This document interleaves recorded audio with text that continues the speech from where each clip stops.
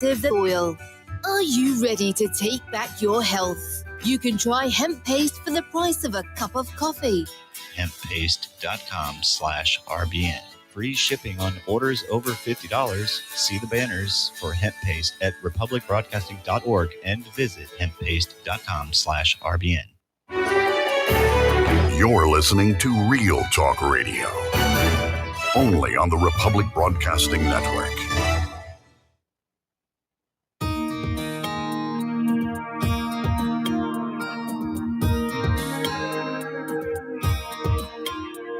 The American dream has become a nightmare. Signs of the time are on cardboard on corners in town. Like a cancer that's silently spreading, there's an unspoken fear we're on our way down. We must take America back. Right, America.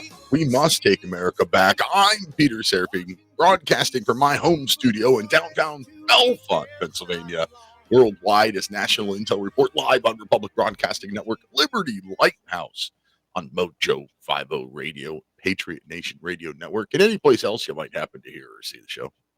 Welcome to 2 hours of common sense and constitutional discussion.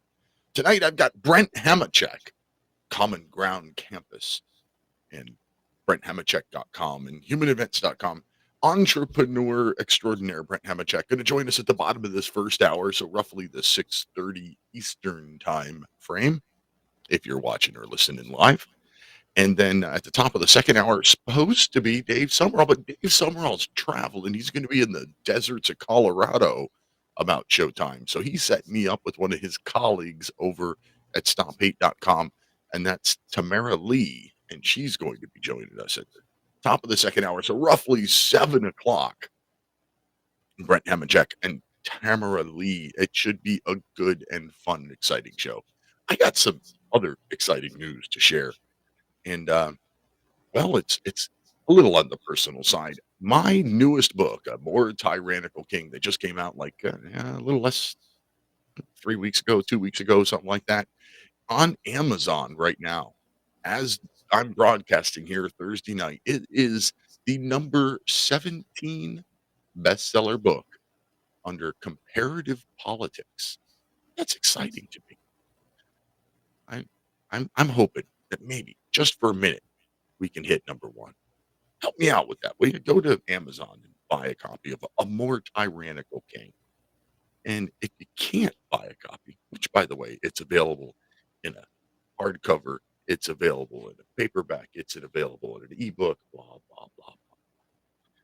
But if you don't want to buy one and you want to take your chances that maybe luck might be on your side, you can go to liberty-lighthouse.com and click the win a book button right at the top of the page. And we're going to be giving out some books tonight on the show. So I give them out live on air. I think I've given out like 20 so far, 25. I don't know. If I did my math right, by the end of show tonight, I should have given away 30 free books. So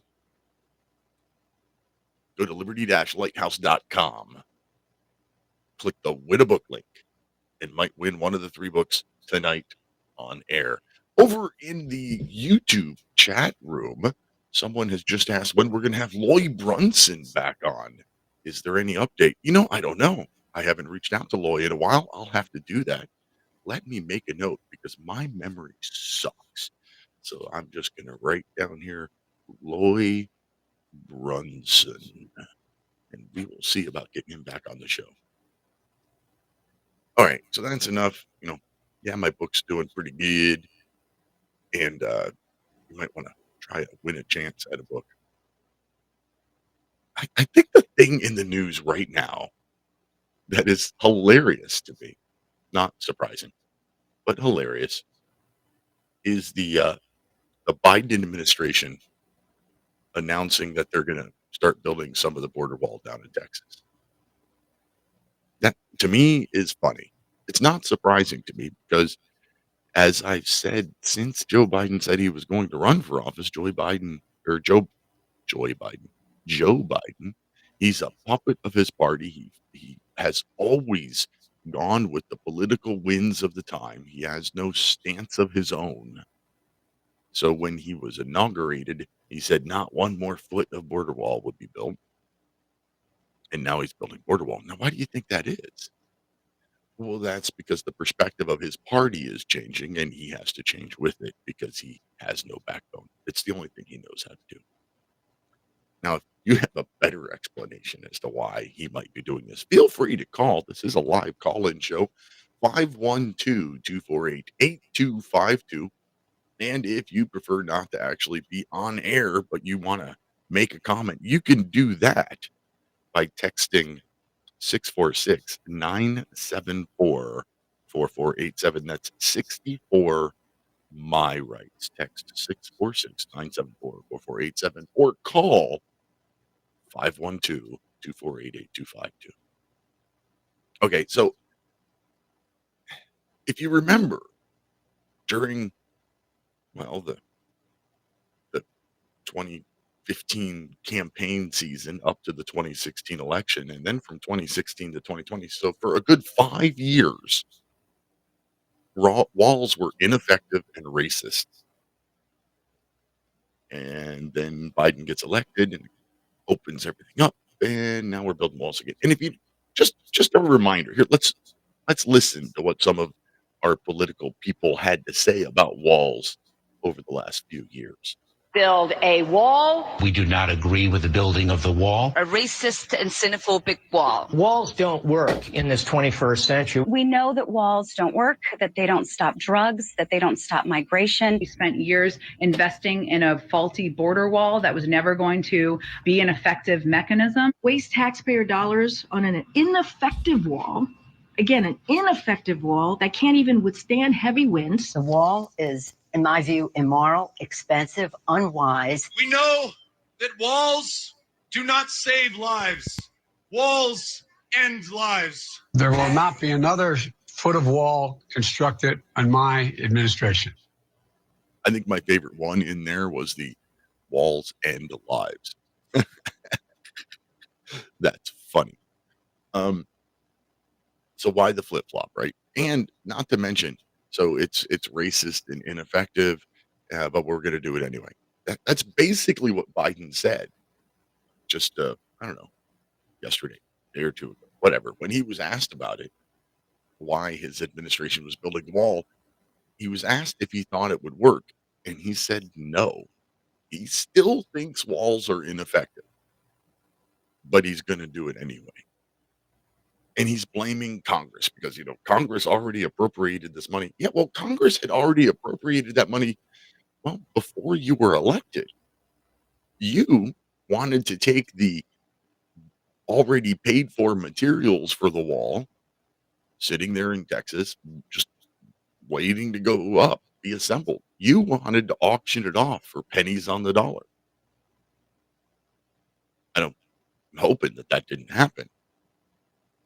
Because now, we got to go buy more? So let's just take the ineffective part. So, Mr. Biden, you think walls are ineffective? Then why are you doing it? Why are you wasting the taxpayers' money if they're ineffective? Or maybe all of human history finally hit you in the face and you realize that walls are effective. The Great Wall of China, kept the Mongols out of China for centuries. Every medieval town, every medieval castle had a wall because walls work. Many of our lovely, rich politician types live in gated communities, walled off or fenced off from the rest of the world. Pretty sure at least one of Joe Biden's houses has a wall around it.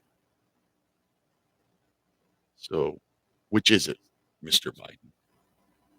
Are they ineffective and you're wasting our money?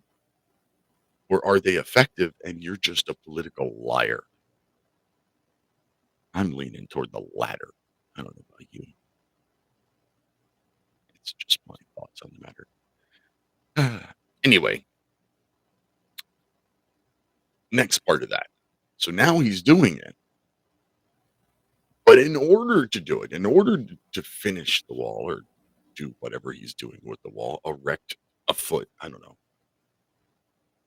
he's got to suspend or waive 26 federal laws or regulations in order to do it.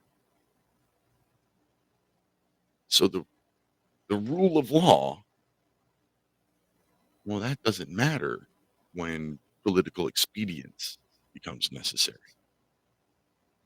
It's kind of where we are in the world. That's wrong. There's all kinds of things wrong with this entire situation. We've just touched the surface. But every time I look at the news, every time I look outside my house, I think, you need right to bear insurance. If you own a firearm, if you carry a firearm especially, you need carry insurance. And right to bear is the best carry insurance on the market. It is the most affordable carry insurance on the market, according to Pew Pew Tactical. Go to protectwithbear.com and use code Lighthouse while you're there. Save 10% off the already most affordable insurance on the market. That's protectwithbear.com, code Lighthouse. You're listening to Liberty Lighthouse because America is worth saving. So where do we want to go with the conversation? What are your thoughts on this whole not going to build a wall, now I'm going to build a wall thing? Or something else. If you've got something else you'd rather talk about, give me a call. 512-248-8252 or text 64 my rights 646-974-4487. My head kind of exploded in laughter when I saw that Biden was building the wall. And he's trying to say that he has to do it because Congress appropriated that money. Well, Congress also passed the laws that says it's illegal to cross our border without going through a port of entry. You haven't been enforcing that law. You chose not to. So why are you choosing to go with this one? It's politics. It's all it is. It's because his party is shifting. You've got the Democrat mayors like Mayor Adams of New York that are going to Mexico and going south of Mexico and saying, don't come. You got these same mayors saying that the Biden administration has to enforce the border,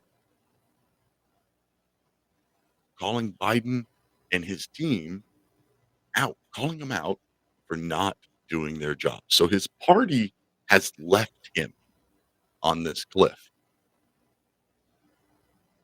And it's election season. We're starting to work toward elections. So I think that immigration is going to be a pretty big issue in the next presidential election. But what's going on?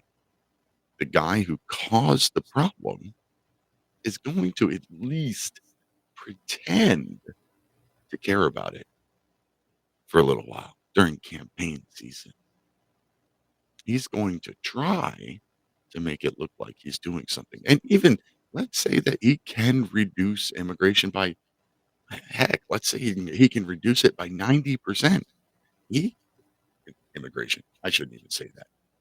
Reduce the invasion by 90%. Immigration, that is not immigration. Anyway, let's say he can reduce it by 90%. He's going to claim that as a win. He's going to say, look, I've got illegal immigration down by 90% from its high. It's the same argument they use with inflation. Oh, inflation is down by half from its high. Yeah, but we don't get that back. We paid the 8% inflation on everything, and then now you've cut it down to 4. Well, it's 4% this month. It was still 8% last month. It didn't go backwards. You just slowed the growth. They did it with the gas prices. Like, whoa, the gas prices are down by 75% over their high of nearly $5. Yeah, but they're still up over $1 from when you took office.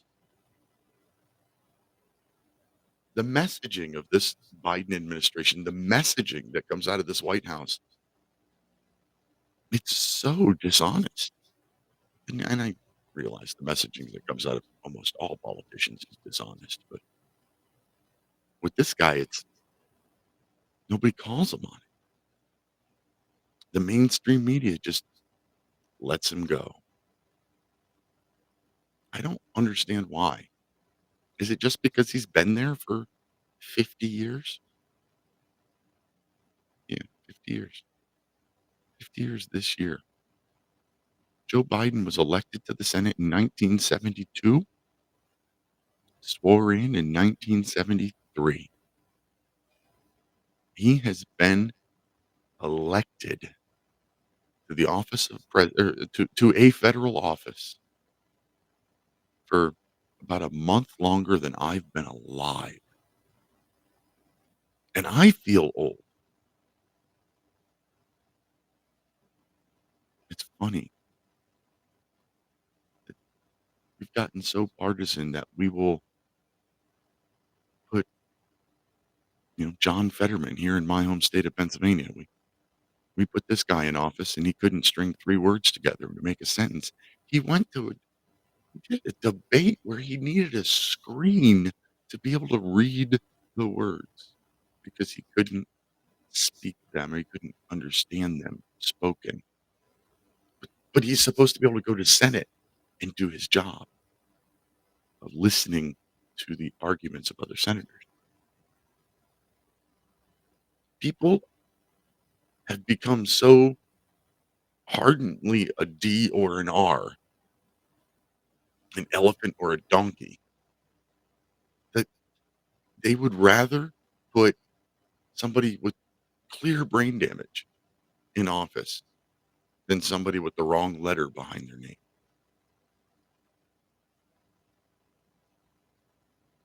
That is factions.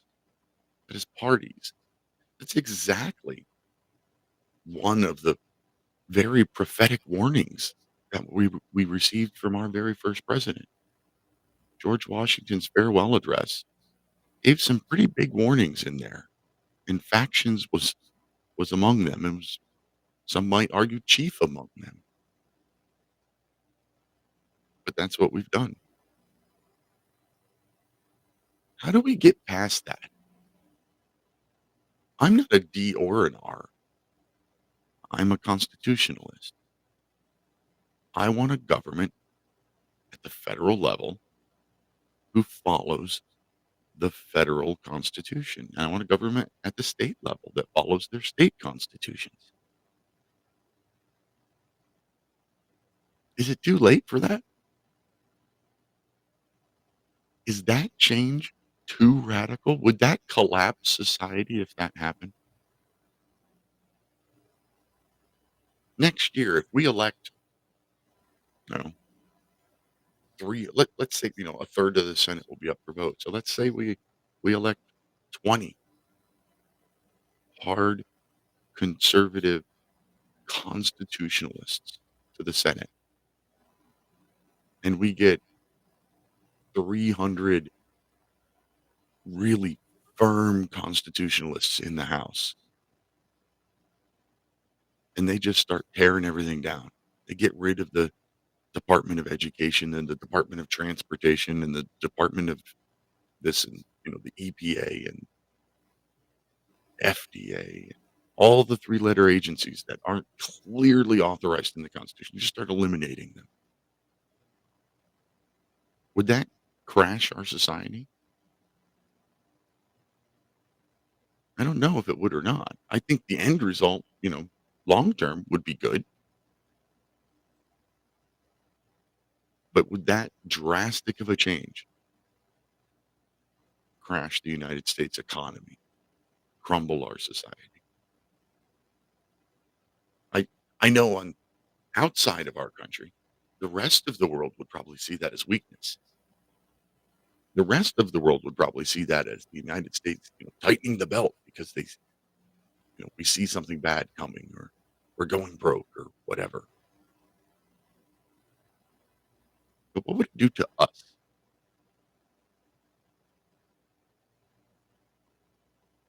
Like I said, I think long term it would be great. That's what I want. Just last night, my friend, little liberal to me, becoming more conservative as he ages, like many of us do, but still more progressive than I am. He asked me what's the perfect government look like to me? And I said, a government that actually follows the Constitution and only does the 17 things in Article 1, Section 8. Where Congress doesn't do these things. Like, I don't know, all of those federal department agencies. And he said, what about treaties? What about the, the trade agreements and the climate change agreements? I'm like, why are we doing climate change agreements? The United States is already cleaner than most other countries. Why are we joining agreements, making it harder for us than it is for them, when they're already behind us in the process? He didn't seem to get what I was saying. He said, well, because it's the role of government. I'm like, no, it's not. It's the role of the free markets. Almost every light bulb in my house is an LED bulb. I didn't do that when LED bulbs were expensive. I did that after LED bulbs became affordable. And they became affordable when people started wanting them and more companies started to make them. Same thing goes with your television. You used to have to save for months to scrape together the money to buy a television, and now you can pick one up at Walmart for a little bit of nothing. That's how the free market works. Things get cheaper when people want them. Same thing would happen with electric cars without government intervention. As electric cars got better, people would want them. The cars would get better. People would want them more. Then the cars would get cheaper and people would want them more.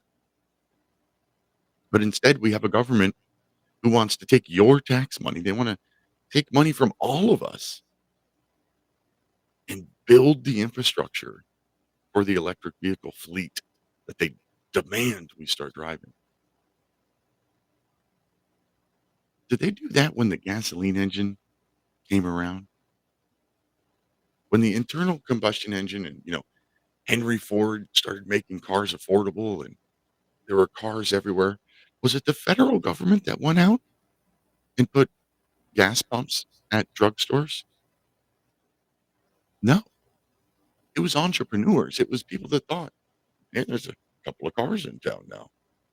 I bet I could start selling that gasoline stuff and make a buck. So why can't we let the free markets get the electric cars here? It's because our government has decided that they want to be involved in every decision that you make. They've expanded into things that they have no business doing. At the same time that they're trying to prop up the electric vehicle industry, they're trying to crush the internal combustion engine industry by over-regulating it, constantly raising standards that just can't be met while keeping a vehicle affordable.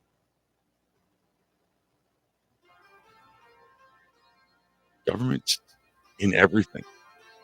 They need to get out. That music that I hear coming means it's just about break time. We come back on the other side of this break. We got Brenthamachek, entrepreneur extraordinaire, going to be joining the show. We'll be back in 3 minutes.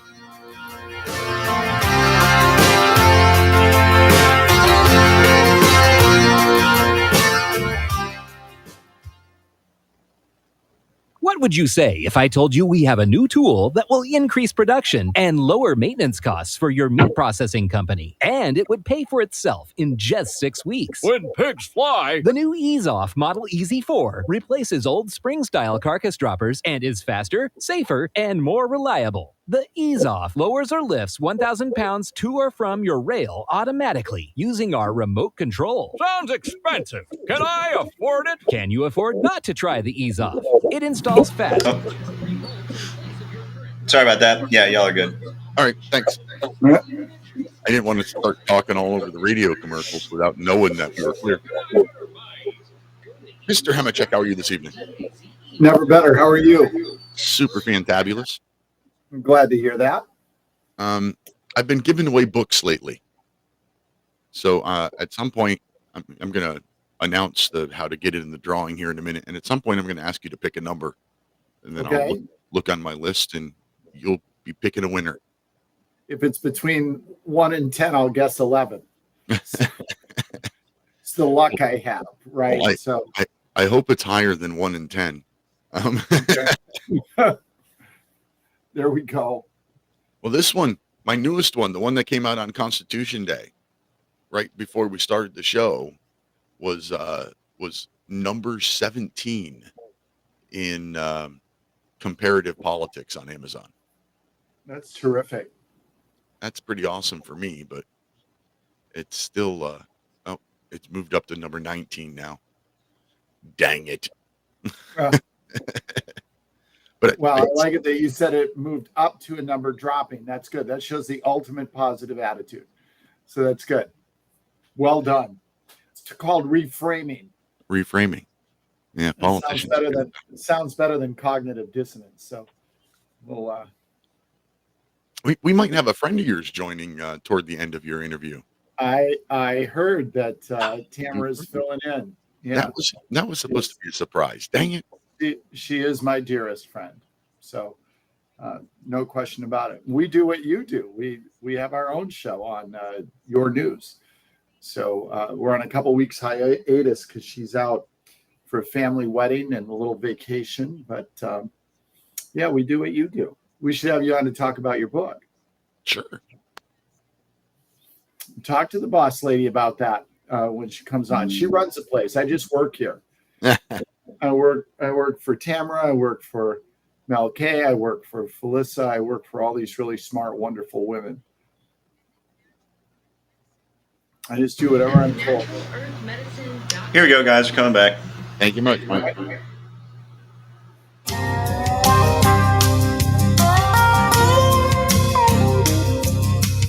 railed against the crown. Another ragtag band declaring independence. Hey, whose crown did they rail against? Oh yeah, King George. So welcome back. It's the bottom of this first hour. I'm Peter Serafine. Do me a favor, everybody. Go out, share a link to this show wherever you're watching or listening from. Share it out. Tell everybody where you are. We on the right side of the political aisle, the conservative bent, we need your help. We can't do this on our own. Algorithms don't help us. We can only do it when you help us. And you can do that by, buying the merchandise and using our promo codes and sharing content. Doesn't cost you a thing to share content. We're going to wait just a couple of minutes and then we're going to draw the first winner of the book drawing tonight. So if you want a chance to win one of my 3 books, go to liberty-lighthouse.com and click the win a book link right on the top of the front page. And in just a couple of minutes, Mr. Brenthamachek is going to pick a number. And it's going to be one of you lucky winners out there. Oh, speaking of which, Brenthamachek is here. Where do you go when you want the truth about current human events? You go to Brenthamachek over at humanevents.com, BrentHamachek.com, and over on Common Ground Campus. And now, welcome into studio, Brenthamachek. Good evening, sir. Good evening. That's always such an enthusiastic introduction. It makes me want to run out and take the field.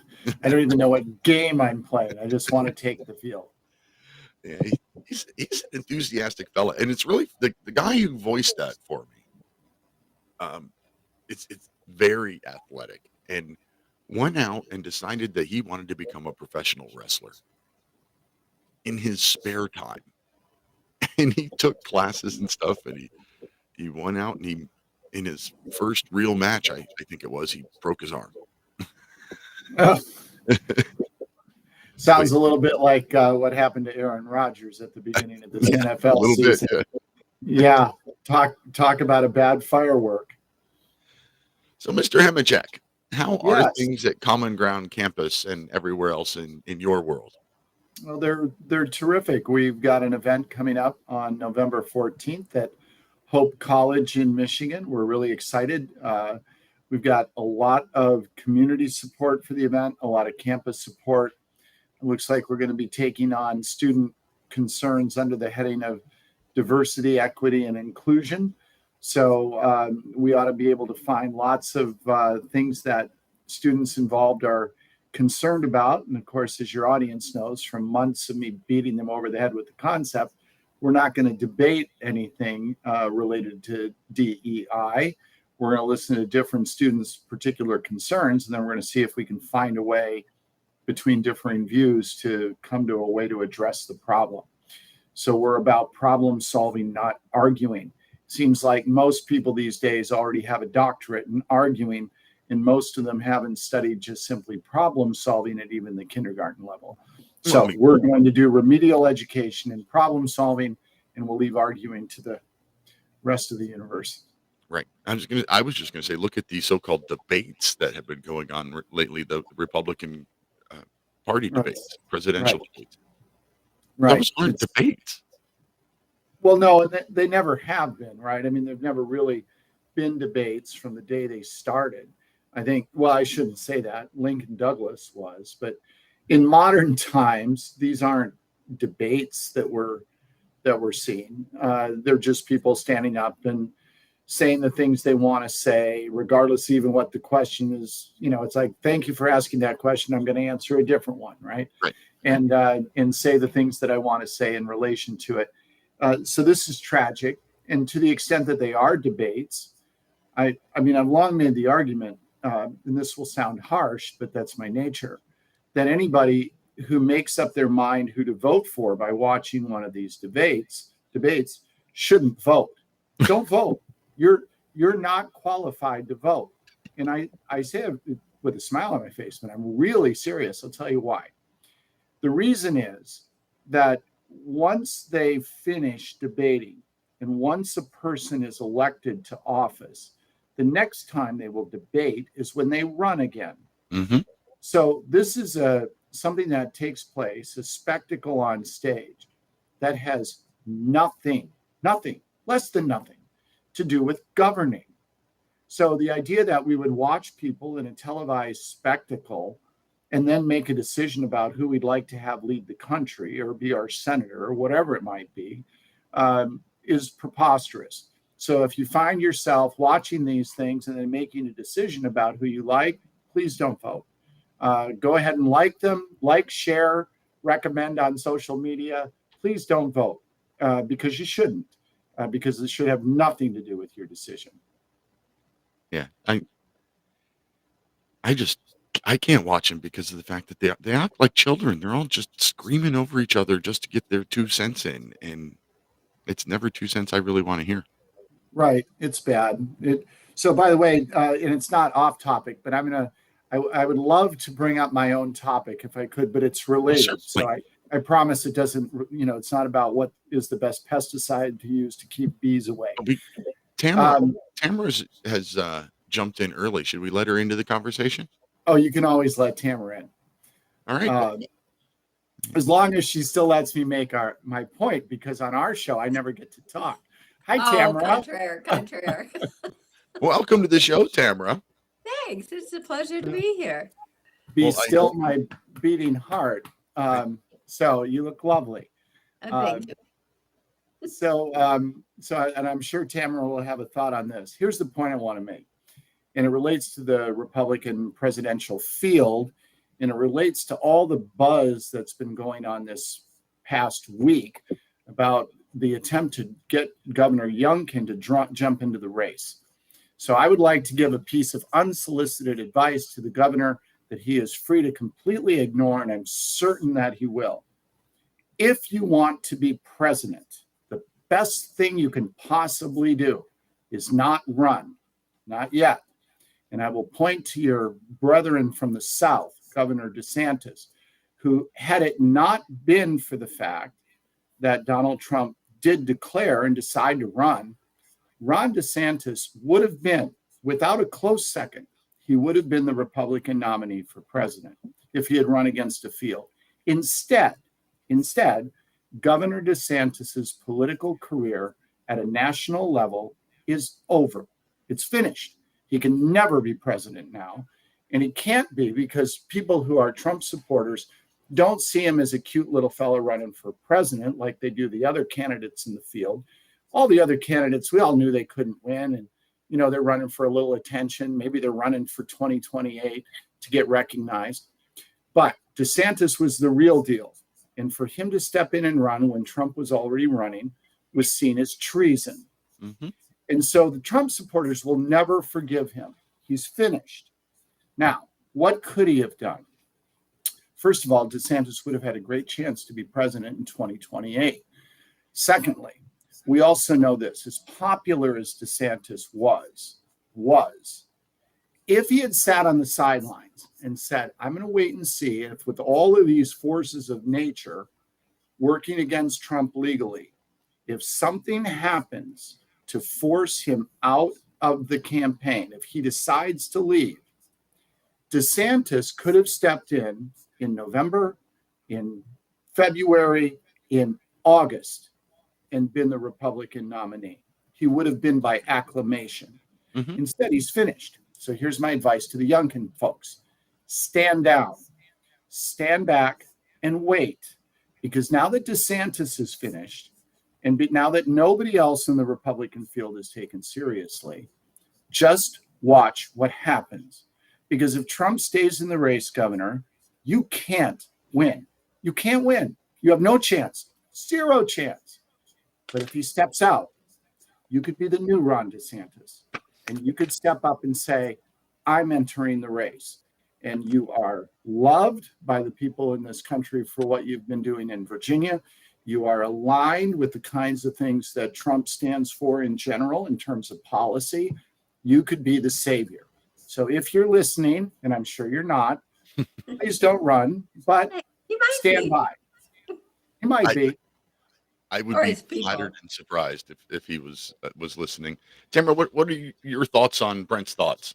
I feel like I'm on one of our Trend on Politics show because we discuss these very issues, and I maybe have heard this thought from Brent before. So, well, we haven't talked much this week, so you haven't heard me on Youngkin, but you know the general theory. I do, yeah, for sure on the DeSantis. I've heard that summary of his demise. So my advice to your audience is to take very seriously whatever Brent is saying here, because he is rarely wrong, and much times I wish he were. Many times I wish it was. Many times I wish he was, because it's like, darn it, you're right again. So yeah, he's a little bit Nostradamus when it comes to making some predictions in the political world, only because he approaches it from a very rational standpoint, looks at kind of the lay of the land and understanding human nature, both good and bad. So, which I was going to, so David, before the show, had sent me the Amazon link for your book, and I had my two little grandboys, 1 and 3, all day, and so I wasn't able to dive deeper into what it is. So we'll have to have you on our show, and you. That Can I said that to him. Yes, we're going to have you on our show. Turnabout's fair play, as Sheila Marshall used to say. What you said about predictions. When I wrote my first book, it was called Progress. Really, it's super short. This is the first thing I ever wrote with the intent of publishing. It was the first time I ever really started thinking about politics.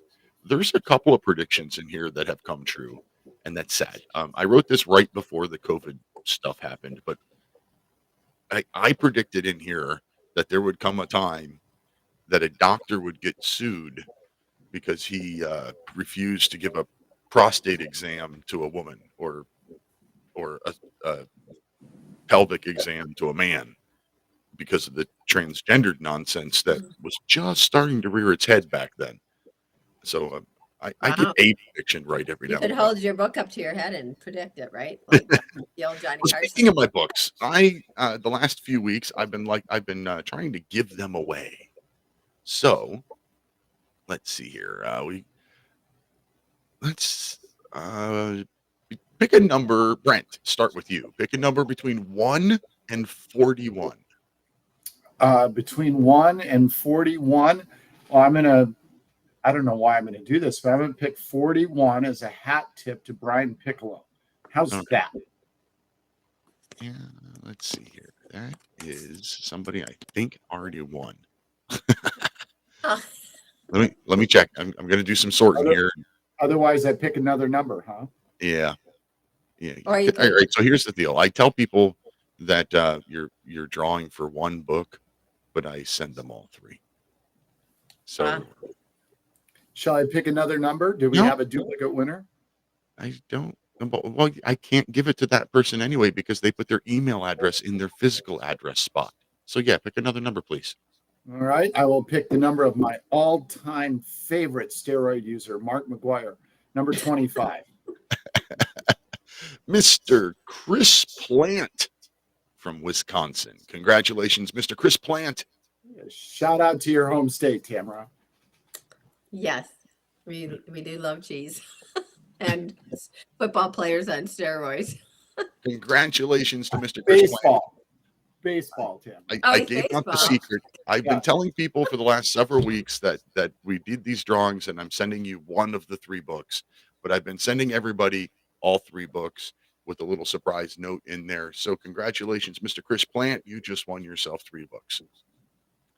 And we'll do that again a little later. We'll have Tamara pick the number next time. So if you still want to jump in to that contest, go to liberty-lighthouse.com and click the win a book link right at the top of the page. And now's probably a good time to do a commercial break. So why don't we talk about the Wellness Company?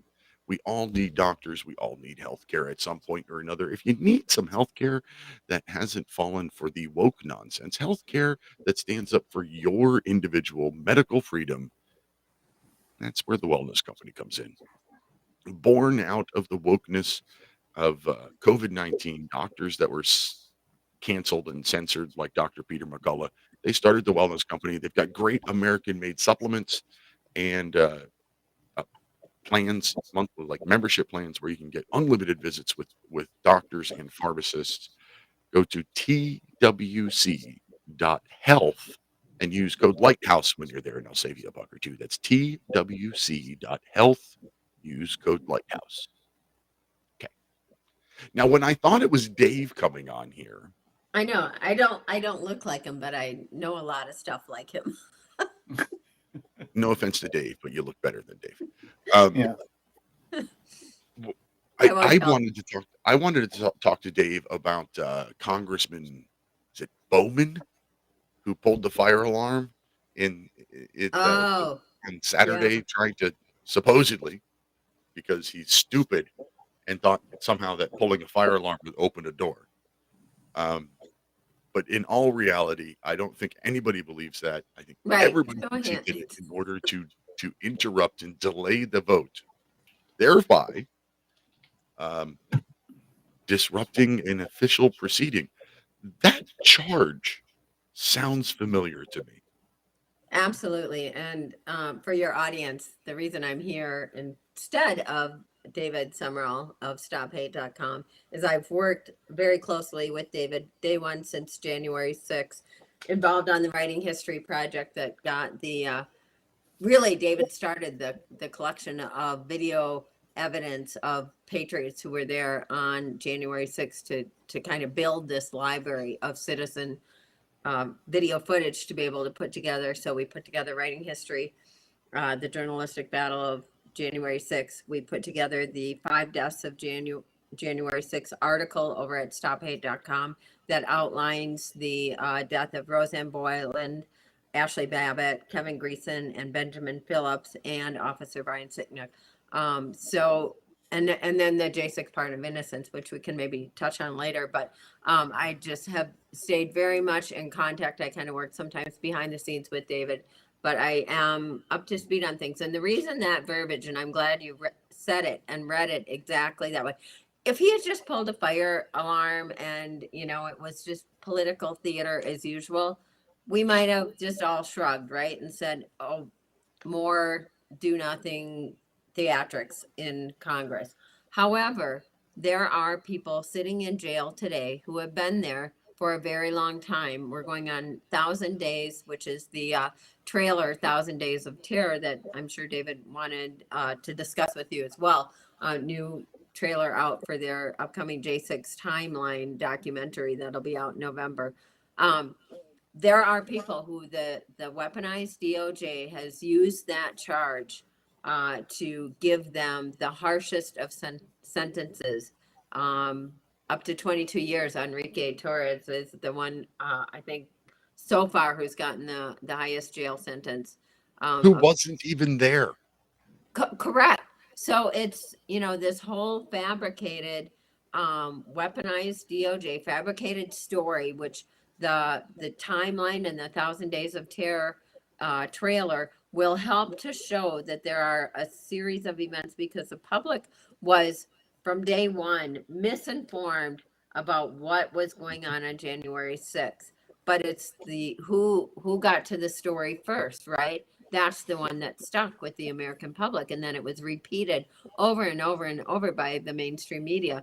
And then the J6 Unselect Committee made it look official and gave more weight to their lie of the narrative of January 6th. David Sumrall and Gary McBride, Trennis Evans, those are some of the leaders who have put together the accurate timeline, gotten to the video footage of what actually happened, who instigated the violence on January 6th, why there's nothing. So the issue with this guy pulling the fire alarm is that he's not been charged, likely won't get charged, and the double standard of our two-tiered justice system. Right. Well, and wow, we have hundreds of people sitting in American gulags. And if you want to hear their stories, buy the American Gulag Chronicles at StopHate.com. It is the story of many of these J6 prisoners in their own words, in their own handwritten letters, their artwork, all in one book. And all the money raised goes to their families and legal defense and all of those kinds of things. So it's the American Gulag Chronicles, letters from prison at StopHate.com. And American Gulag are two words that should never be spoken together. And that's exactly what we have now. Yeah, it's, well, and Brent knows this because we've done shows on it too, of, he, I think, was the first one to flow it out shortly after that the term dissidents, that we're American dissidents. Mm-hmm. In our own country, political dissidents that are prosecuted and treated no better than any communist country that we would be advocating to get our prisoners released from. But we have a constitution and the Bill of Rights that allows us to be political dissidents legally. Right. Well, and so did the Soviet Union. Exactly.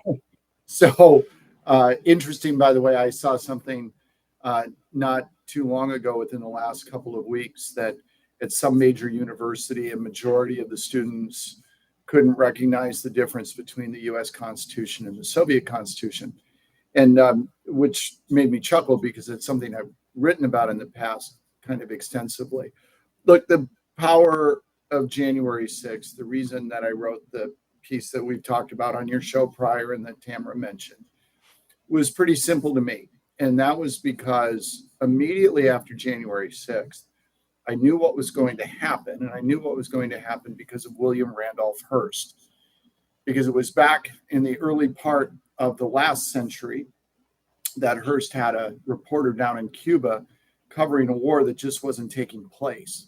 Mm-hmm. And when he was contacted by his reporter saying, Mr. Hearst, there's no war starting here, Hearst famously said, his reply back was, you give me pictures and I'll give you a war. And that's what January 6th provided, because regardless of all the good efforts that are being made and should be made and need to be made, because as dissidents, we need to pile up losses, right? So that eventually the losses get piled up in such a large pile, it gets hard for people to ignore them. But the problem we have that we can't escape is that the imagery from January 6th to the regular person, and under the bell curve, most Americans are just regular folks, it looks frightening. And those pictures gave the folks that want to put a boot on our throat, it gave them the opportunity to show them those pictures and to say, take a look at this. These people are dangerous. Your liberty's at stake. Your democracy, the one you don't actually have, is being threatened. And we're going to have to do some very, very strong things in order to protect you. And to the typical average American, their response was, yes, you do. Right. And you don't see an outrage against what's going on the way that you should in America, in large part, because of the pictures from January 6th. We can't overcome those, at least not easily. Just like the Patriot Act. That was the basis of, I was going to say that was the basis of our writing history. Immediately after January 6th, David and I were having conversations about the language and the narrative and how we had to not let it stick. We didn't want their insurrection, their violent descriptors of J6 to stick. And so the way to do that was to get out the counter narrative. And that was the basis of writing history, was to show who instigated the violence, because it's taking that slice of a photograph and making it look like one thing, when if you had the whole picture, it's a very different scenario, right? And that was what 1,000 Days of Terror will show. The police fired first on the crowd. They drew first blood. There were BLM agitators in the crowd pushing patriots into the police. The police have since come out and said they were caught off guard as well. Whoops, we're losing you. I just turned my camera to show the First Blood poster on my wall. Oh yeah. Since you made the Stallone reference, I thought I'd jump in. It's just subliminal. The First Blood. Well, this isn't new in American history by any means. I was just last night, I was working on my next op-ed piece, and the Constitution written in 1787, ratified 1788, 1791, the Bill of Rights was ratified. 1798, 7 years after the Bill of Rights, the Alien and Sedition Act, which openly and clearly violated 3 of the 5 freedoms guaranteed by the First Amendment. Only 7 years after the First Amendment was ratified. So, and of course, we have a host of those anomalies over 200 plus years. They started early, they continue. Quick point with regard to the video and the January 6th piece and the work that's done to try to get people to see it differently. For your audiences, they may know this, they may not, but it's fun at cocktail parties. Everybody knows the term cognitive dissonance. What they might not know is where it came from, and it came from a couple of sociologists, psychologists who studied a group of doomsday folks back in the 1950s, and they wrote a book called When Prophecy Fails. This was a group that thought aliens were coming to destroy the earth, and if you were prepared, they would lift you up a day ahead of time and off you go. Well, as the day got closer and the moment got closer, of course, the prophecy was wrong. What happened with the people in that group? Did they get really angry that they'd sold and given away all their stuff? No, they doubled down on their prophecy, because once you get invested in something, it's hard to be able to walk away from it. As we like to say in recovery, you can't save your face and your ass at the same time. People are very concerned about saving face. So we've got a whole nation filled with people that believe in the scenario that's been painted of January 6th. And so to get them to see that the prophecy was false, if you will, that what they were told wasn't right, what they believed in wasn't the case, is extraordinarily difficult, because the human tendency is not to wake up and say, I was wrong. It's to say, let me figure out how I can still be right. Mm-hmm. That's what we're fighting against. Right. And then you have MSM and the pundits and all those who the average American turns on in the morning as they're getting ready for the day and just has it as background noise. But they have doubled and tripled down on the narrative. I mean, if you tune in and watch some of those, we tend to not do that. Those of us in the MAGA movement or on the right, we tend not to listen to mainstream media. And sometimes that's to our detriment, because we don't know what they're saying. So we don't know how to counter it when we're out talking amongst, the general public or our community and sphere of influence. And so to understand that they have really hammered down on that message as if to make sure all of the truth doesn't change people's minds. It's quite remarkable, or not remarkable, as Brent would say, because that's pretty much right. Not remarkable. No surprise there, is there? Nope. All right. Well, it is break time. We're going to have to take a 3-minute commercial break. Brent, this is normally where I say goodbye to you, but since your friend's here, you want to stick around? Or I'll stick around until the first commercial break in the next half hour. Then I'm on grandpa duty. All right. So we'll be back in 3 minutes, my friends. It's the least we can do for the red, white, and blue. We must take America back. You're clear here. Clear. Thank you. I'm downloading the trailer of 1,000 Days of Terror right now so that we can play. Yeah, that's awesome. It's 5 really minutes well done. and 23 seconds long. All right, so there it is down. Wait a minute. Did I just extract the audio instead of?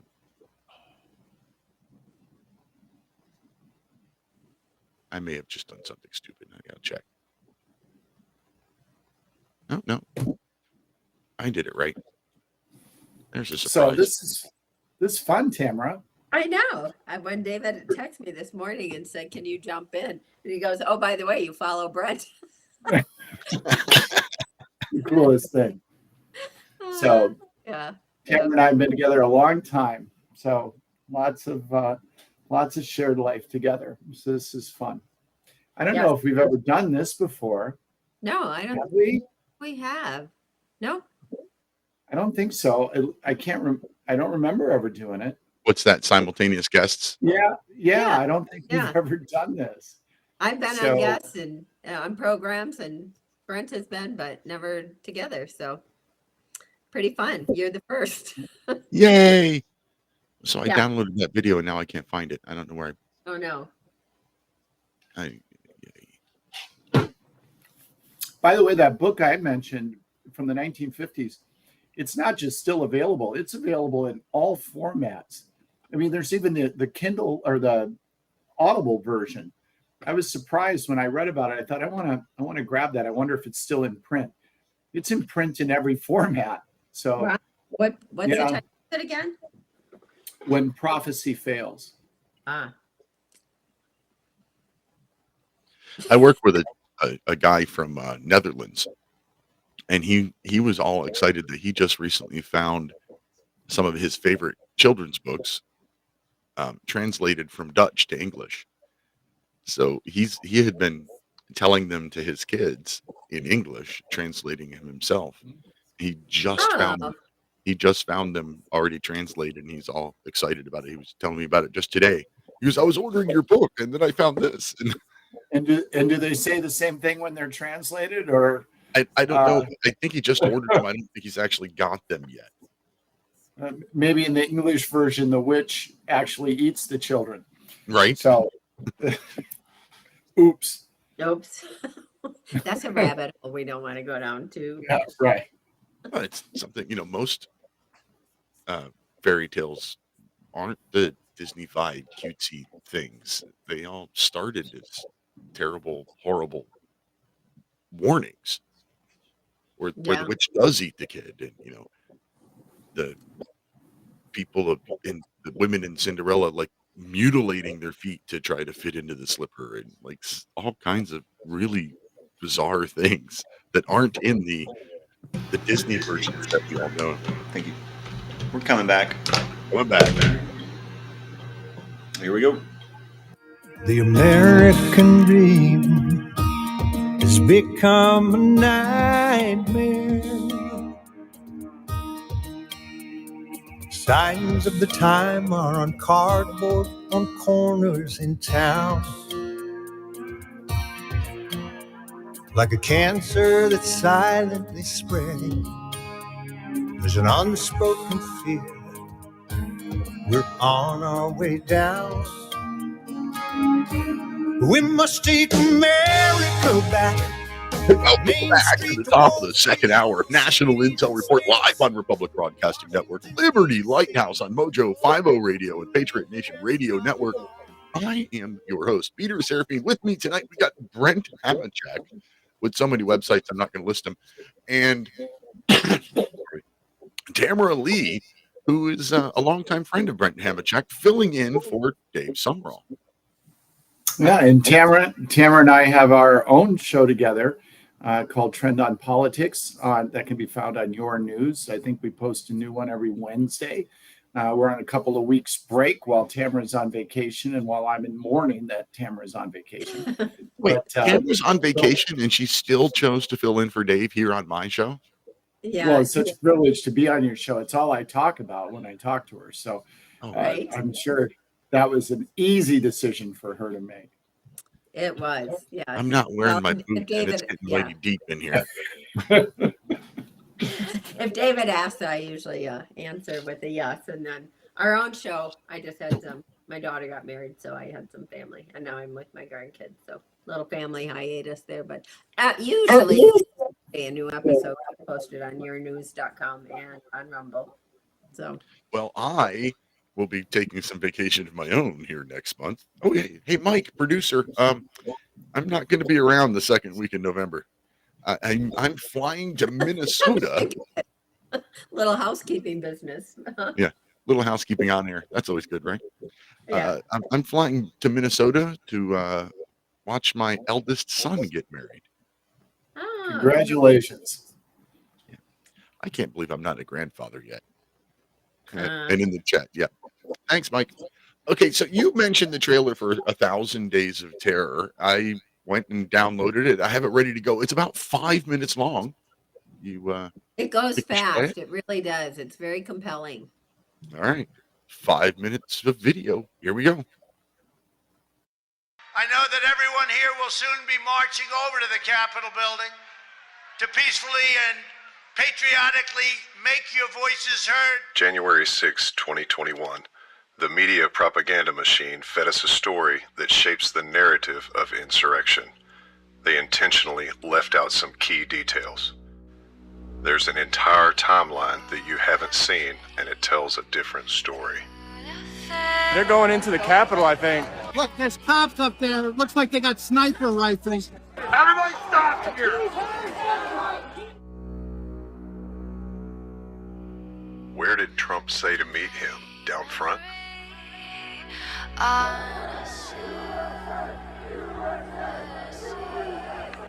Who were the agitators? What was the timing? How did the chaos begin? Unit 6, I need Leslie teams. They can come up from the upper west terrace and take an elevated position. Right now we have group stopped at the Lower West Terrace. They're not compliant, climbing scaffolding. Let me know when the less than legal teams are in place. We want to petition our government for redress of grievances. Did the officers not hear this? You were told there was fighting, but where? Shoot me! Fuck you! Fuck you! Traitors! Put that gun down! As a dream through the fence. Unit 6, I got a crowd fighting with officers pushing, throwing projectiles. I have given warnings about chemical munitions. I need the less than lethal team positioned above me to identify the agitators and start deploying. Launch! Were there any warnings to evacuate, much less safe exit routes? Dig deeper. Let's have the seat for us.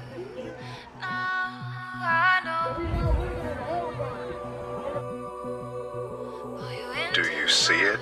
Let's slow down a little. Notice the smoke from the sniper's barrel? What do you think that means? This is where Joshua Black is shot in the face. He never saw it coming. First blood, but wouldn't be the last.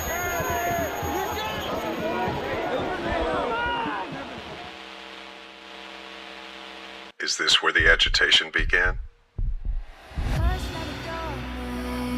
The police line is now reinforced.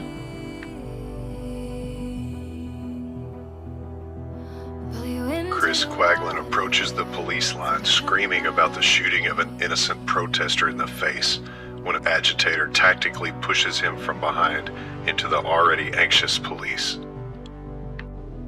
The agitator, Landon Copeland, admitted to being a member of Antifa just after being sentenced for his involvement.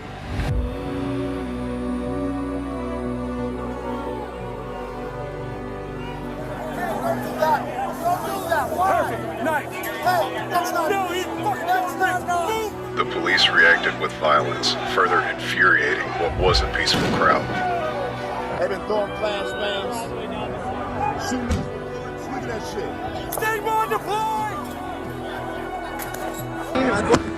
The anger spreads among the crowd from the unprovoked attack by federal agents. None of this had to happen. As aggressive police forces continued to provoke the crowd, peaceful became chaos.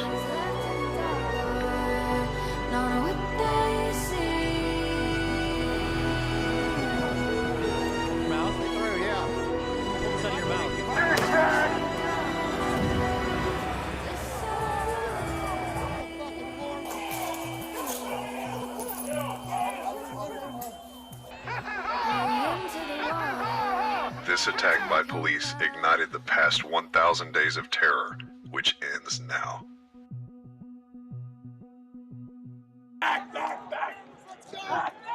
Come on, these guys, get it!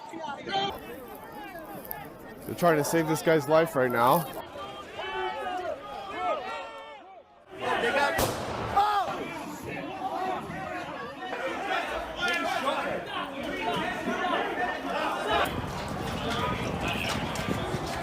What happened? What happened? The cop shot her. The cop shot them? What the fuck? Shot her.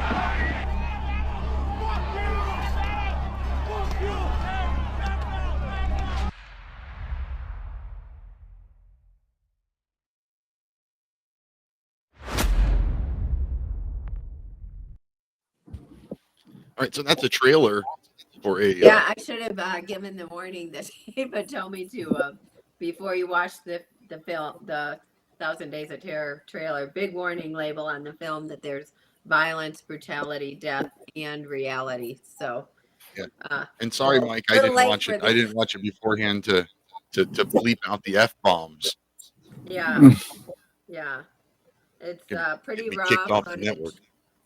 And it just breaks. So for your audience who may not know, like the one scene with the baton, you could see it in the corner. Gary McBride was the first to, and I interviewed him right after he broke that story. The first to identify Lila Morris That's the officer who was beating Roseanne Boyland over her body with that stick that either caused or contributed to her death. And Roseanne was the one, she was on the floor. They were trying to resuscitate her.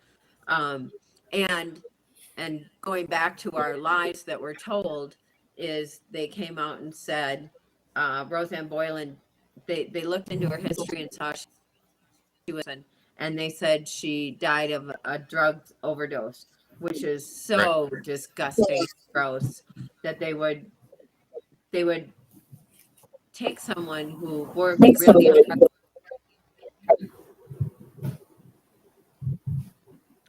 Absolutely right. I mean, they came out right away and said Roseanne Boyland died of a drug overdose.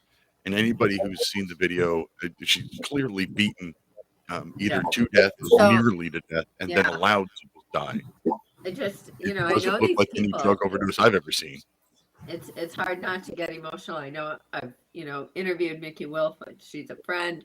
For her to lose Ashley the way she did, and yet these deaths have gone unanswered and unaccountable for. And the general public really has no idea. There were J6ers where the SWAT team showed up and said, "You killed one of ours," referencing Brian Sitnick, because the lie they told initially was that he was hit over the head by a MAGA person with a fire extinguisher. Completely They a told false, many flat-out lies. lie. So, we're They told- countering these lies that have stuck in the public's mind, just like Brent said, and it's very difficult. So a film like this that is shocking, is the only way we're going to kind of get people to see this is really what happened. And yes, our government has been lying to us, and yes, this is what we thought happened in countries, but it's here. So we're trying to get to the because shortly after J6 at the Super Bowl that year, 2021, Lila Morris was one of the Capitol or DC police officers honored at the Super Bowl, made a hero. And we're trying to find out how that happened, who set that up, who arranged that, who happened to know that Lila Morris was the one who was beating Roseanne Boyland over and decided the way to do damage control was to get her propped up as a hero. We don't have that information yet, but we're trying to get to it. There's many lies that they told us, and then they keep telling them. The people in the Capitol Hill still call it an insurrection. They still say that, or at least imply that the rioters at the insurrection are the ones who caused death, when everybody who died that day died at the hands of police. Yeah. And look, you watch that video and you can see the flashbang grenades being shot into the middle of a crowd, which is completely against how a flashbang is supposed to work. A flashbang is designed to disperse the crowd. You use them to move people in a particular direction. So in this instance, you would want to disperse them between you and the crowd to get the crowd to move back. Instead, they're shooting them into the crowd, which is going to make the crowd expand.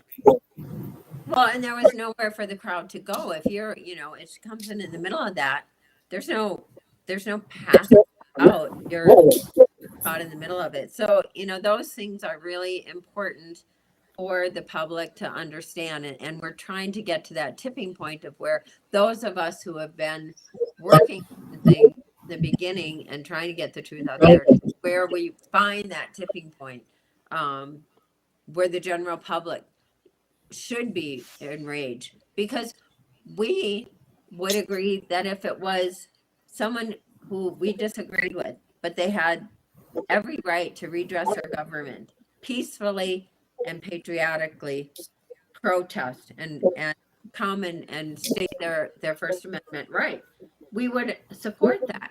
We don't support the violence, but we support your right to the First Amendment. And so we've got to get where we are no longer divided on this issue, but where other people will see, well, gosh, if I speak out at my school board, now I'm on the FBI target list. That's not just conspiracy theory. That is in fact happening in America today. Right. Well, we got three comments over in the YouTube chat room worth mentioning. We got, wow, I've never seen that. What a POS our government and aggressive law enforcement is. Disgusting. Definitely watching this film, I got goosebumps seeing that.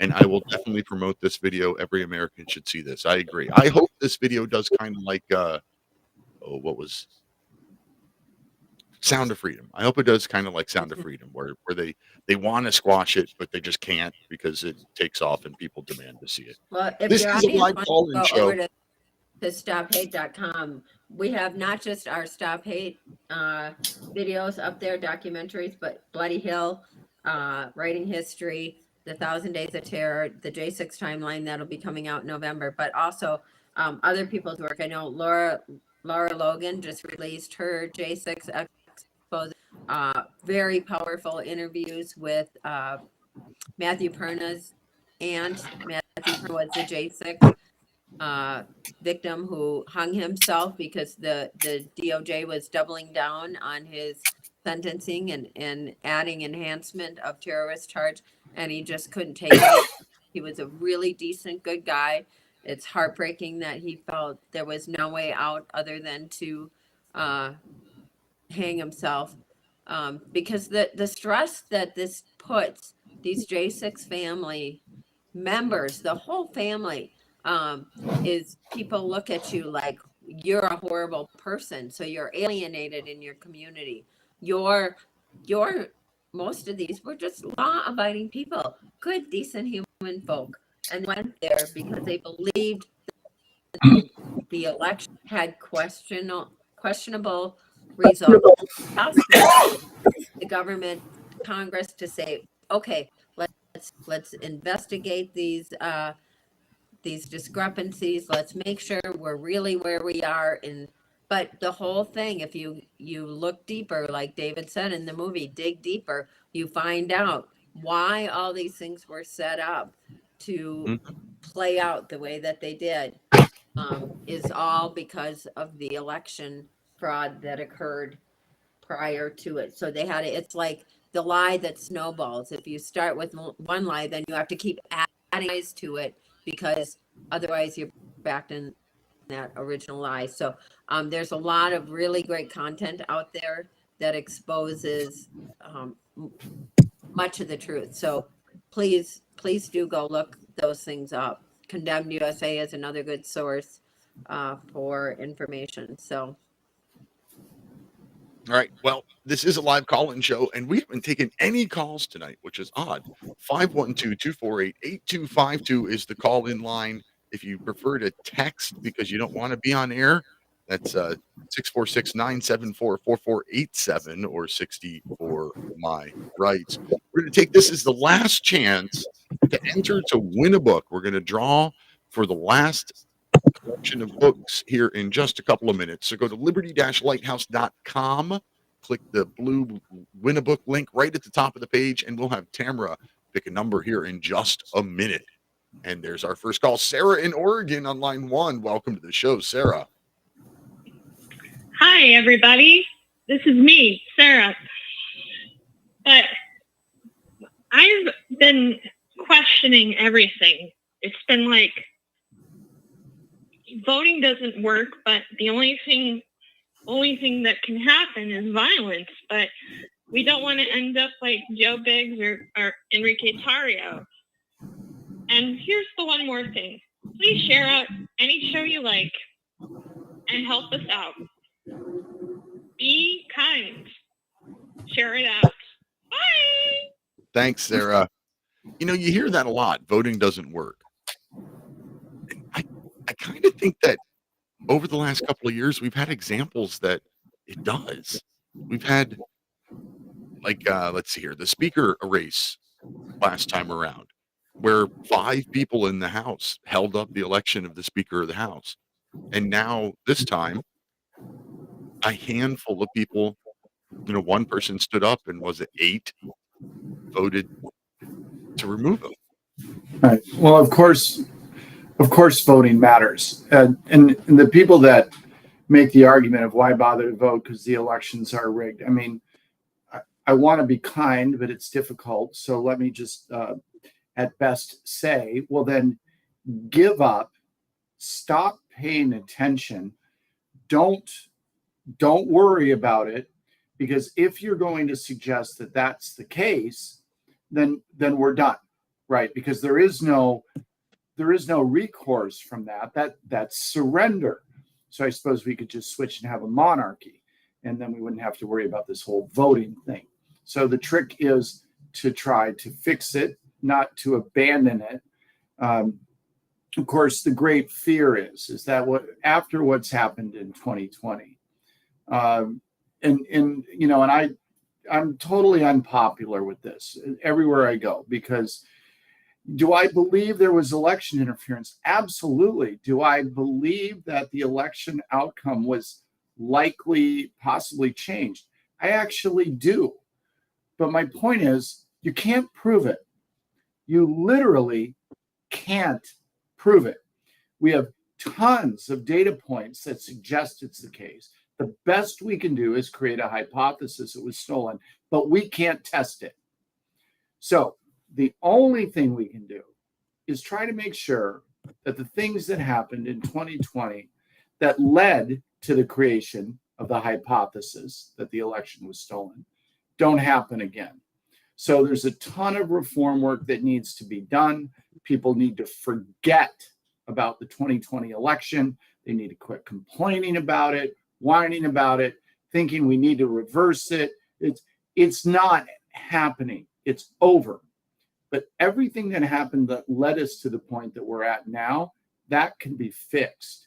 And that's where all of the effort, the greatest word in the English language, is next. So let's focus on next. Let's realize that if we walk away from elections, we walk away from any chance to have a free country. And let's realize that 2020 is in our rear view mirror, and we want to drive responsibly. So let's look forward.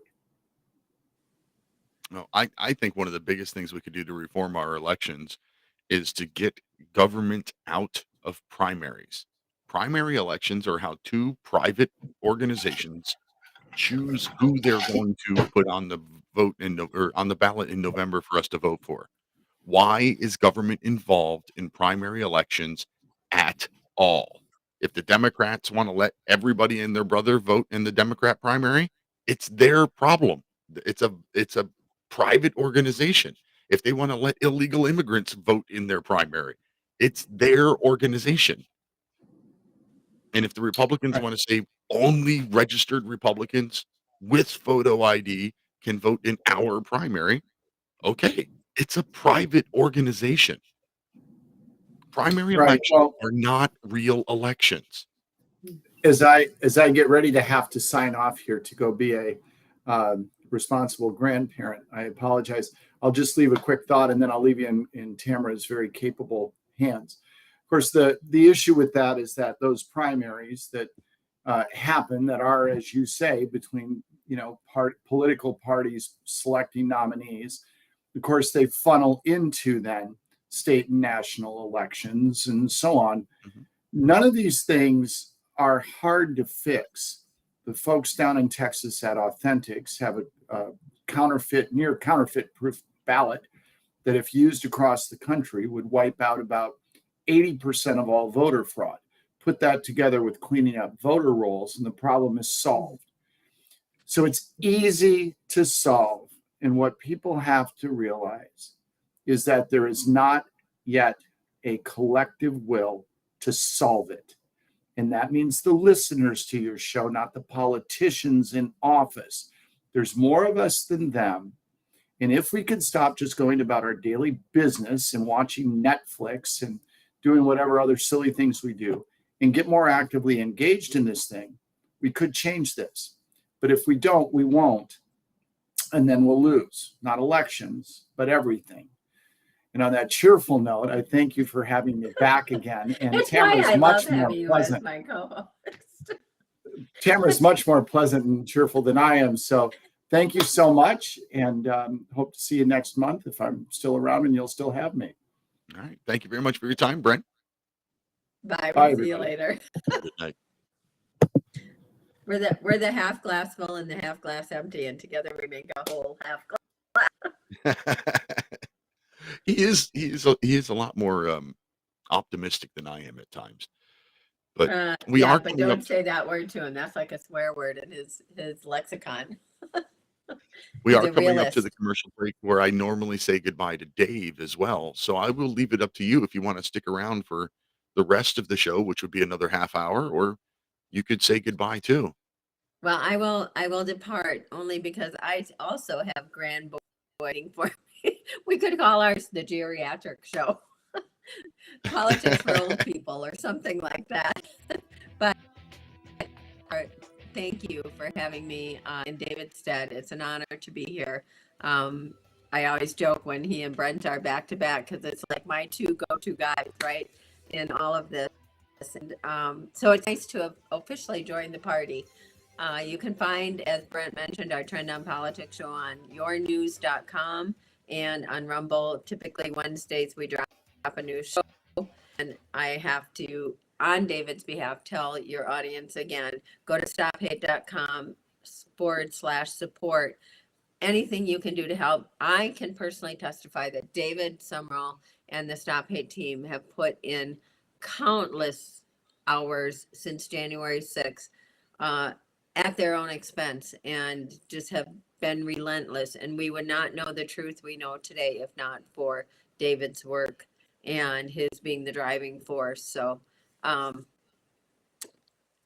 think, okay. So anyway, you can follow me on Twitter, now X, at Tamaraleigh, that's TAMARALEIGHLLC. I'm back on there once we got all our accounts back, and then on Getter, Gab, and Truth Social at Tamaraleigh. So thank you very much. Thanks for joining us tonight, Tamara. We are long into the break.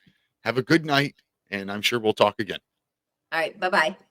With that, break time, everybody. Tom Bolton for Ease Off.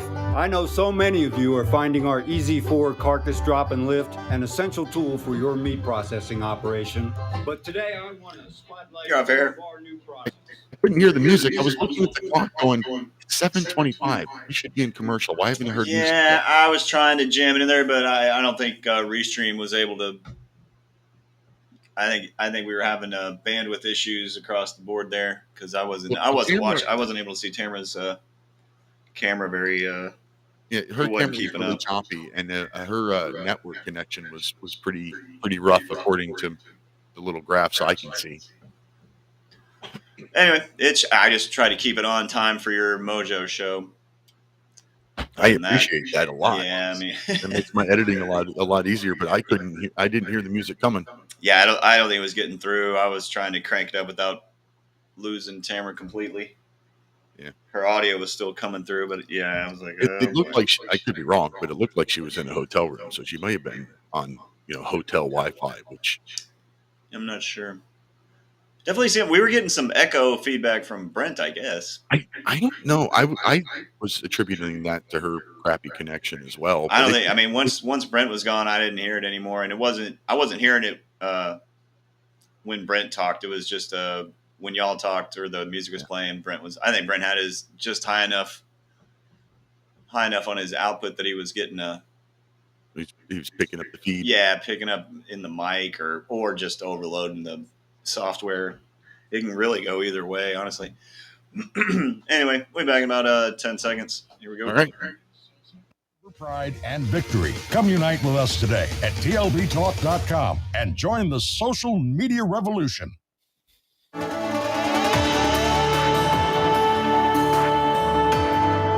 You're tuned in to the National Intel Report, the real talk radio show, only on the Republic Broadcasting Network. That's right. This is the National Intel Report on Republic Broadcasting Network. I'm Peter Serafine, your Thursday host, and I got some text messages that came through here.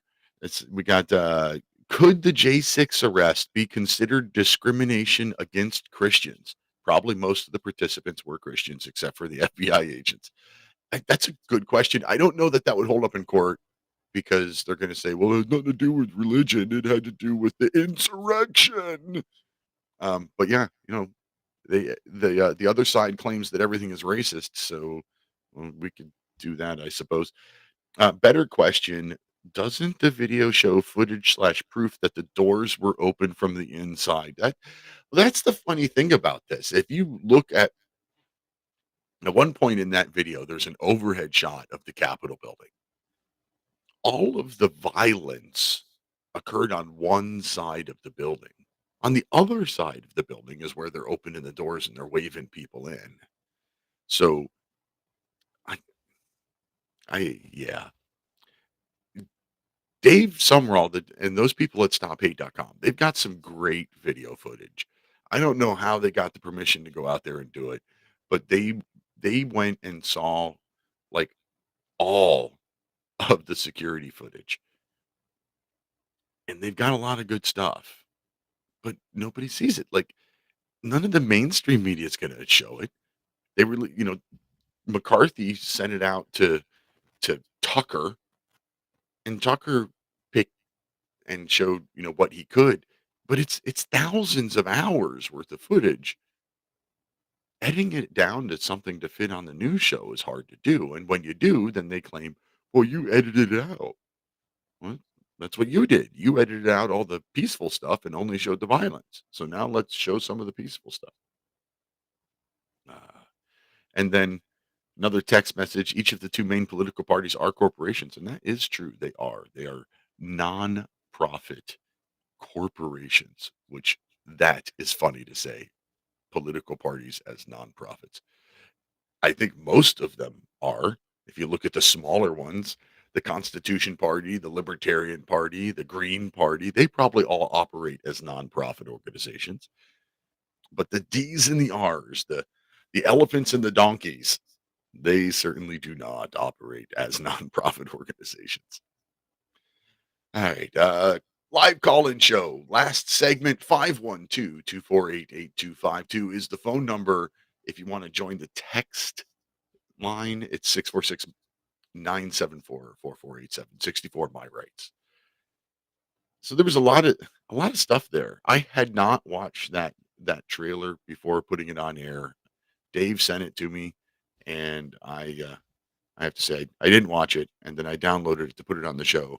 Sorry about the cursing there, RBN network and Mojo networks. And, it is what it is.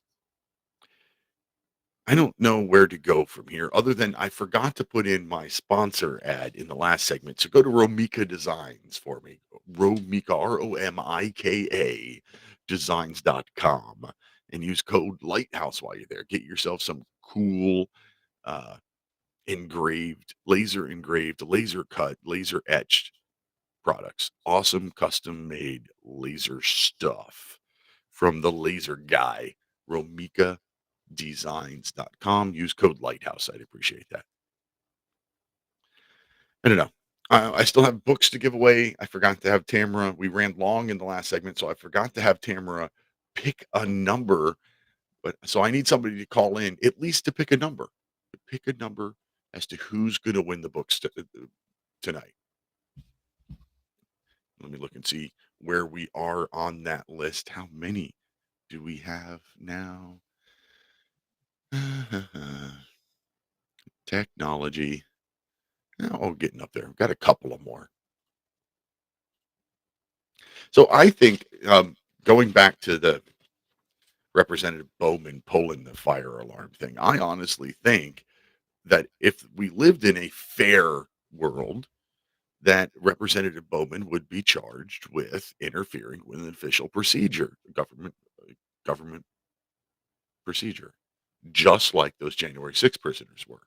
You're talking about the looking from above the building where all the violence was on one side and not on the other.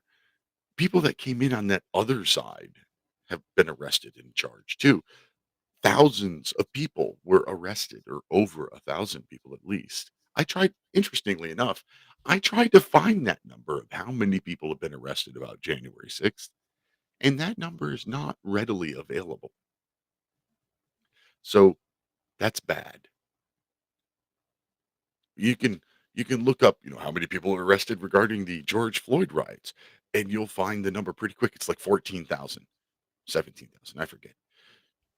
but you can find it pretty quick. You pull up for January 6th, then you're only going to find one source, and it's going to be a number that you know isn't right.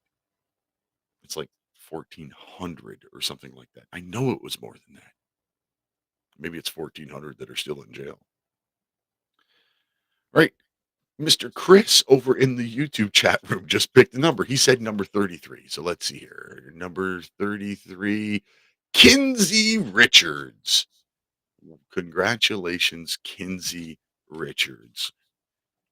Let me write that down before I forget. It's funny. I was just on a show with Kinsey. I was on Off Track Syndicate on Sunday, and Kinsey was one of the hosts there. And somebody picked Kinsey's number, and we were like, no, we can't give it to one of the hosts. And then Kinsey took a dice, rolled the dice, and it came up his number again. So Kinsey missed out twice. And then Chris here just picked Kinsey's number for the third time. Kinsey wins the books. Finally, Kinsey, you better be buying a Powerball ticket, my friend. Give up that trucking world. So going back, Representative Bowman pulls the fire alarm. He was a middle school principal before joining Congress. He knows what a fire alarm looks like. He knows what a fire alarm does.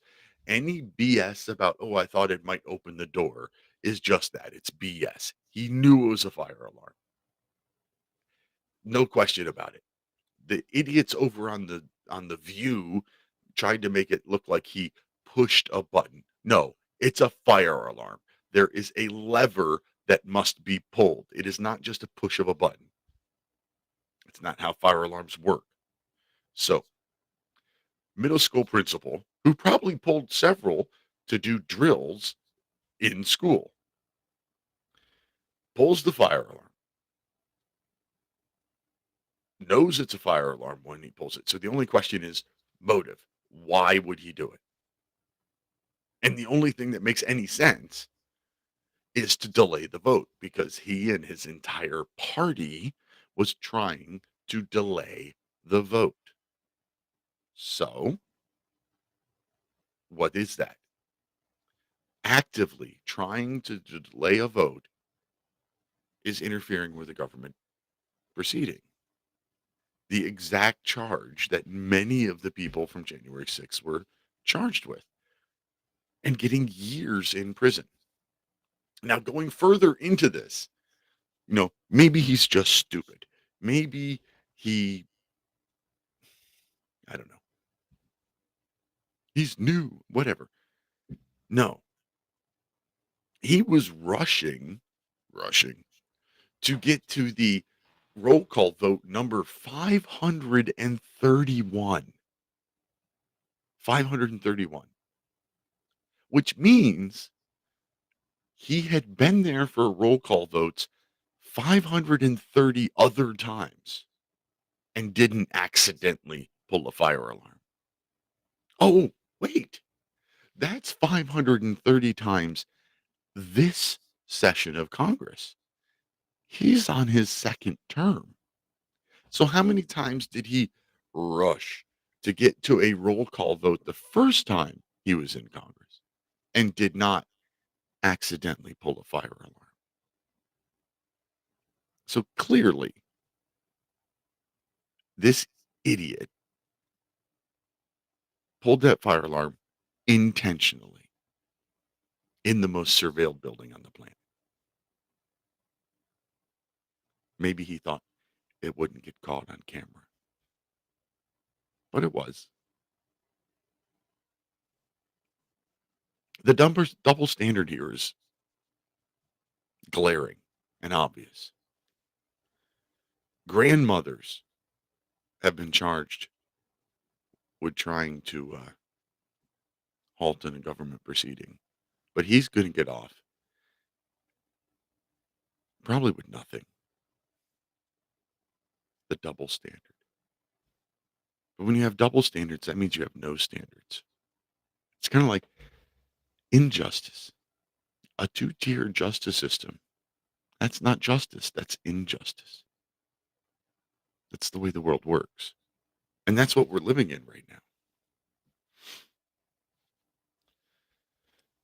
I don't know how to fix it other than doing like I said and trying to get literally hundreds of people that remember what our Constitution is supposed to be in Congress all at the same time. Hundreds of them. Anybody who's hanging their hat on President Trump or hanging their hat on any other one person is doing it wrong. That's not how life should work. You can't rely on one person for the safety and security and prosperity of your entire country. When you put everything into one person, well, that's when you elect a Hitler or a Mussolini. That's when you prop up Stalin and Lenin. That's how you get these fascists and dictators and everything else. You can't put your faith in one person. That's why I try to put my faith in the Constitution. I honestly believe that if followed, it's the ideal government. The problem is that politicians don't follow it and haven't for a long time. Like I said a little earlier, like I was just writing an opinion article where the Alien and Sedition Acts were 7 years after the First Amendment was ratified. So let's think about that. 7 years. We've got the 56 guys that come together to make the Constitution. 39 of them sign it. Some of them, like Mason, won't sign it. So you've got Patrick Henry and George Mason who demand a Bill of Rights. Even though Madison says we don't need one. The Constitution itself, it says what the government can do. They can do nothing else. Guys like Patrick Henry and George Mason, they don't trust government.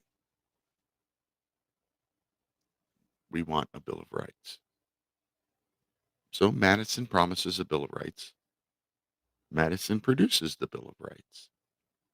Just like he said he would. Start right there. Start right there. This is a politician who made a promise for something that he didn't really support, didn't really believe in, not something he was doing for himself. Made a promise and then actually did it. He did exactly what he said he was going to do. That's odd to begin with in today's world. So Madison takes the amendments proposed through the ratification committees across the country, and he boils them down to 15 amendments. And then he presents those 15 amendments to Congress, and Congress boils it down to 12. Those 12 get sent out to the states, and 10 of those 12 get ratified. The first one ratified, Congress shall make no law abridging the freeness of speech or of the press or of the establishment of a religion. And 7 years later, the Alien and Seditions Act passed, punishing going after your government, punishing petitioning your government for a redress of grievances, punishing free speech, punishing a free press. 3 of the 5 freedoms guaranteed by the very first amendment to our Constitution violated only 7 years after that amendment was ratified. And likely, I mean, you think about it, 7 years They all knew. They all remembered. The people in Congress in 1798 knew the struggle that they had to get the Constitution. They knew what they meant by the Constitution. They knew how hard Patrick Henry and Mason and patriots like that fought to have a Bill of Rights. And they passed these laws anyway. And Adams signed it. Adams, the second president of the United States, signed it, allowed it to become law. Fortunately, Jefferson comes along and pulled him back out immediately.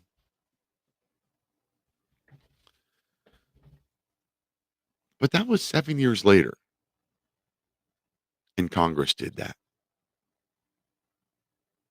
Now, here we are 240 plus years later, and Congress does whatever they want. We don't have people that were there when these things were drafted and ratified. We don't have people today that can remember that. We don't have people in Congress today who heard the debates, who actually read the Federalist Papers when they were printed in newspapers.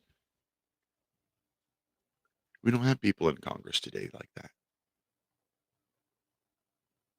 But what would happen? I really want to know. I want to know somebody else's thoughts and opinions on this. What would happen if we were able to get enough constitutional originalists in our federal government to have complete control? Let's say we've got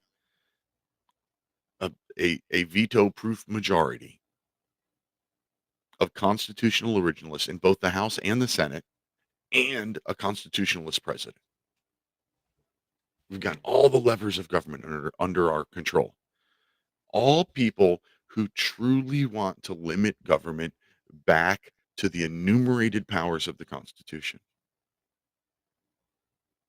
What would that do to the United States? Short term and long term.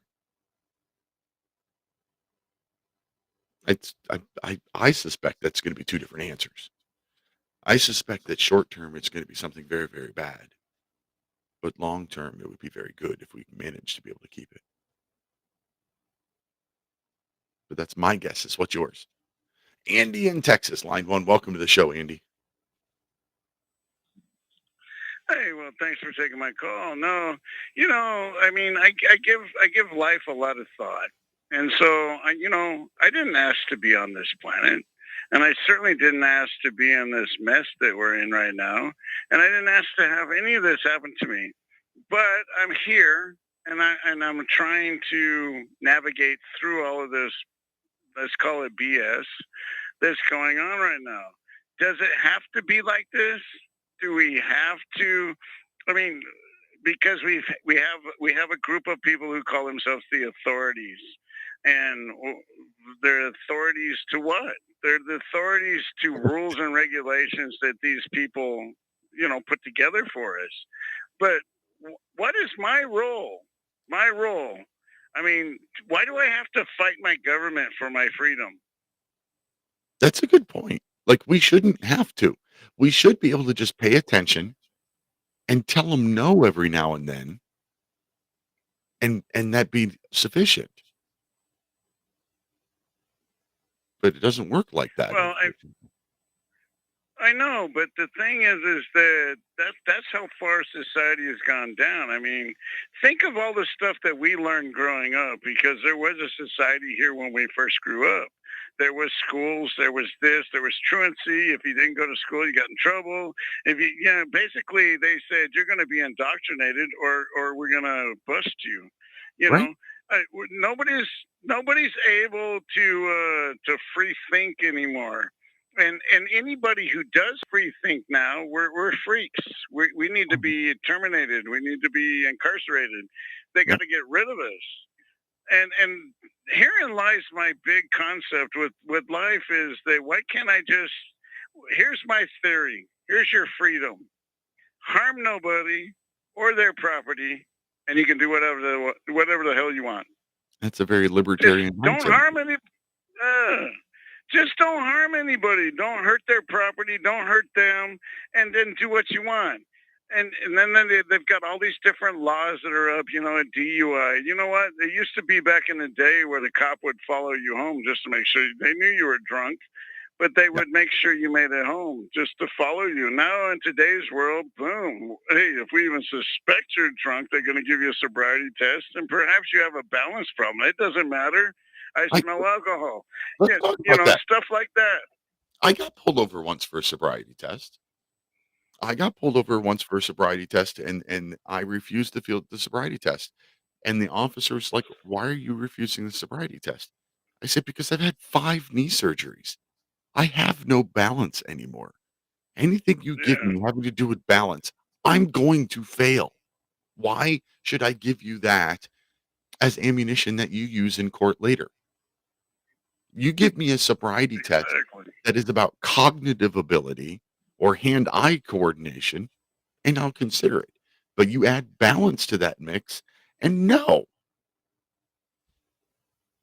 Well, the obedience of people, because we recognize what we call authority. And authority comes from all these different bureaucrats who are making these new laws and this and that and the other, and we see that as authority.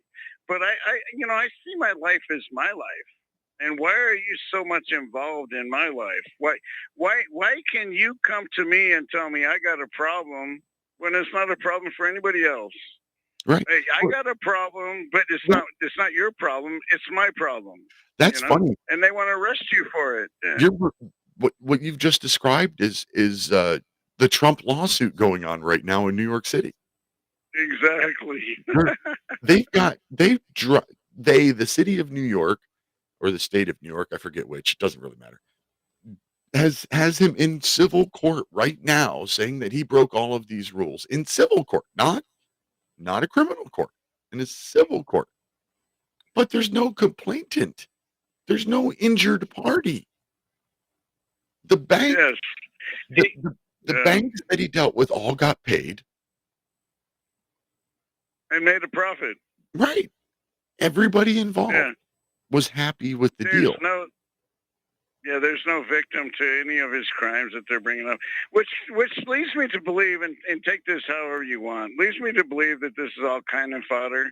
They're just giving us something to watch why they do this. I don't think he's going to get in trouble whatsoever at all about this stuff. But the point is that they're giving us some sort of TV here because, I mean, okay, maybe our courts are that screwed up. Maybe they are going to try to throw him in prison. Maybe they are. I don't know for that fact. But you want my theory? The fact of the matter is it's so silly. It's so silly what they're doing to this guy right now. It almost makes you feel like you're watching a comedy show. My theory is they're throwing the book at him, charges and made up charges, some of which are crimes, some of which are not, civil court, criminal court, everything they can, just because they know he would win the next election. So they're trying. They don't expect him to actually go to jail. They expect to tie up as much of his time as possible so he can't campaign. They expect to lose these cases. I'm sorry. They expect to win a case or two, but they do expect to lose them on appeal later. They want something. They want to give him a black eye before the big election. They want to keep him busy so he can't campaign and give him a black eye before the election just because he's the front runner on the other side and polls are coming out saying that he would win.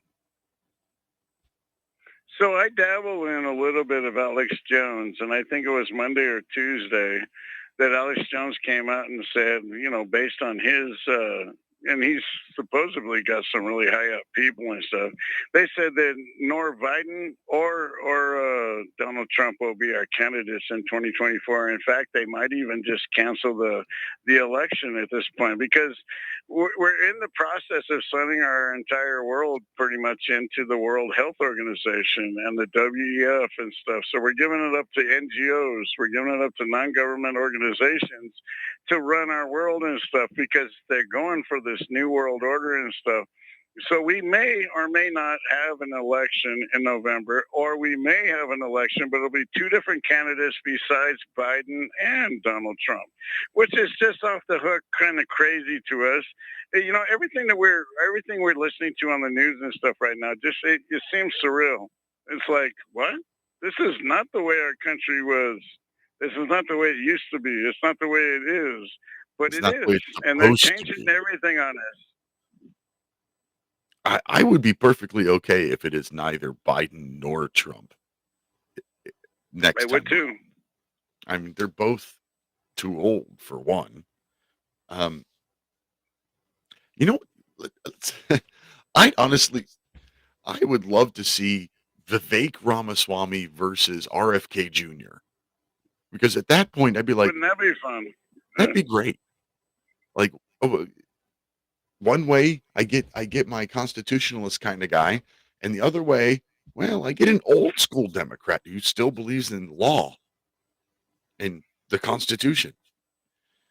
And sovereignty, yeah. And sovereignty and freedom. All right, Andy. Yeah, but I thank you for your time, sir. Appreciate you. Thank you, sir. It's almost time. It's almost, blah, blah, blah, blah. You know, you'd think that after 4 years in the radio, I speak a little better than this from time to time. We're coming up to the last commercial. It's almost the end of the show. And, well, I don't know. I think I'm done giving away books for a little while. So thank you very much to everybody who entered. You can keep entering. Maybe I'll do it every now and then. But I don't have plans to do it every week like I did. If you are listening live on Republic Broadcasting Network, please stay tuned for Edge of Darkness with Jeffrey Bennett. I want to thank Brent and Tamara, my guests this evening. Thank you, Mike, my producer. Couldn't do the show without you. Thank you, listeners and callers. You're why we do this show. Until next week, protect your liberties. Once they're gone, there's no getting them back. God bless America. It's the least we can do for the red, white, and blue. We must take America back. We must take America back.